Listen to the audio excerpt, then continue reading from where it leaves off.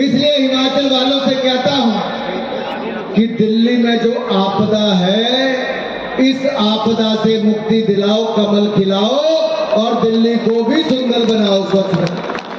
देश की राजधानी दिल्ली में इस समय आपदा का कहर है। जी हां, अनुराग ठाकुर ने जो बयान दिया है वो वायरल बयान है और लगातार दिल्ली इलेक्शन को लेकर के आम आदमी पार्टी सरकार को आपदा सरकार घोषित कर दिया गया है बीजेपी के नेताओं के द्वारा। पूर्वी दिल्ली के बुढ़ाड़ी में एक सम्मेलन चल रहा था जहां पर हिमाचल प्रदेश के निवासी दिल्ली में रहते उन्होंने अपना सांस्कृतिक कार्यक्रम बुढ़ाड़ी में रखा, जहां पर केंद्रीय मंत्री अनुराग ठाकुर पहुंचे जो कि हिमाचल से ही आते हैं। तो अनुराग ठाकुर ने मंच पर आम आदमी पार्टी सरकार को आपदा सरकार घोषित कर दिया और इस आपदा सरकार को दिल्ली से कैसे मिटाना है, हिमाचल के रहने वाले वासियों से उन्होंने अपील की है कि इस बार दिल्ली में कमल का बटन दबा करके कमल को खिलाना है और दिल्ली में जो फैली आपदा है उसको मिटाना है।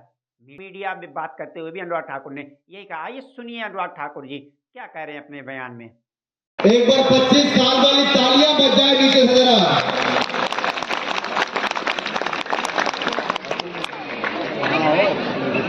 मंच पर उपस्थित हिमाचल प्रदेश के पूर्व मंत्री और धर्मशाला के लोकप्रिय विधायक आदरणीय सुधीर शर्मा जी, हमीरपुर के लोकप्रिय विधायक आदरणीय आशीष शर्मा जी, गगरेट के पूर्व में रहे विधायक चैतन्य शर्मा जी, हिमाचल समाज के सभी माननीय पदाधिकारीगण,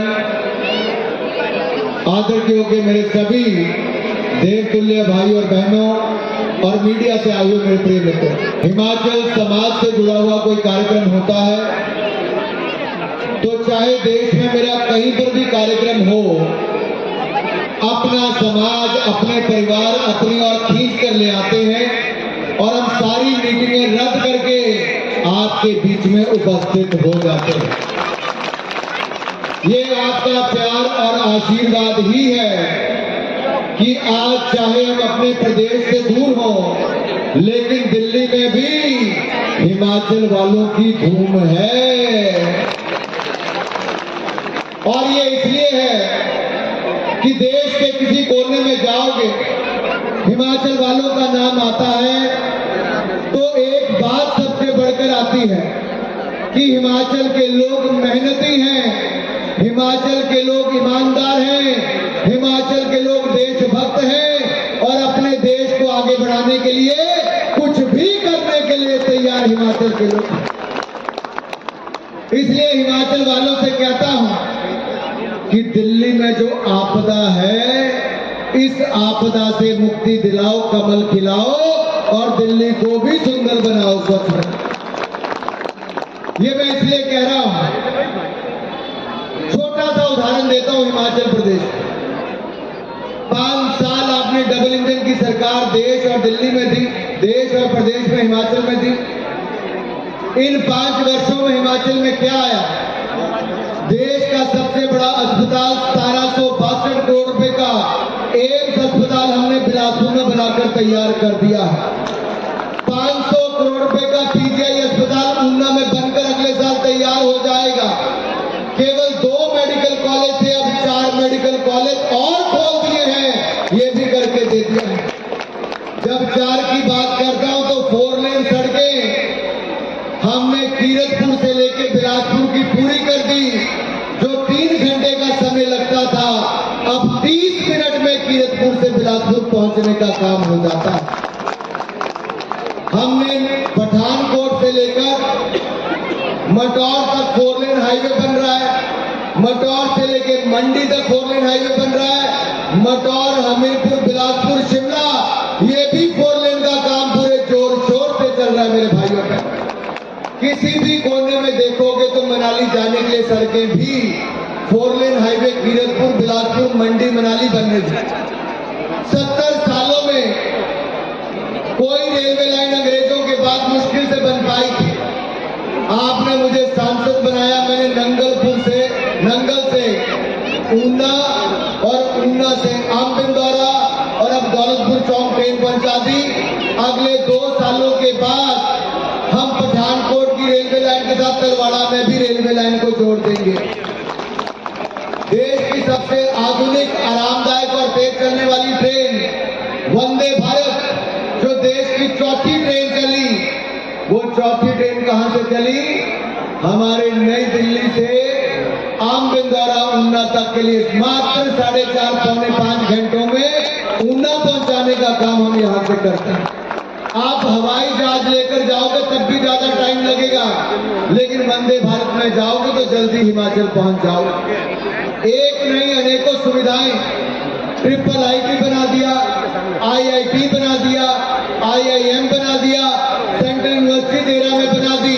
आप बड़े से बड़ा नाम लो, वो हिमाचल प्रदेश में किसी ने दिया है तो भारतीय जनता पार्टी और नरेंद्र मोदी की सरकार ने दिया मेरे साथियों।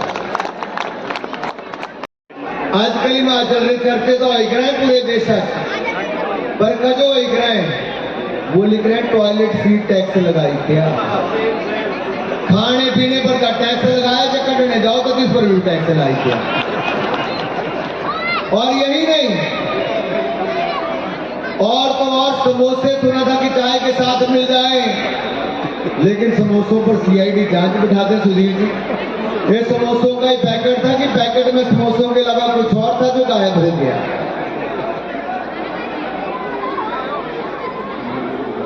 हिमाचली धाम के चर्चे तो सुने थे। मुझे एक बार करली टेल के इंटरव्यू में पूछा कि आपको हिमाचल का व्यंजन कौन सा पसंद आता है, तब मैं तो बबरू के सिद्धू के नाम लिखते हैं। तब इन जो पिंडा का सारे गाय जबरिया सारी गाय माता बहने गए, बोले अरे बच्चे को लिख रहे बबरू क्या है, बच्चा तय याद कराए थे बबरू क्या है, पर हमारे मुख्यमंत्री तो कुछ और याद कराए थे दुनिया को, बोले जंगली मुर्गा था, जंगली मुर्गा।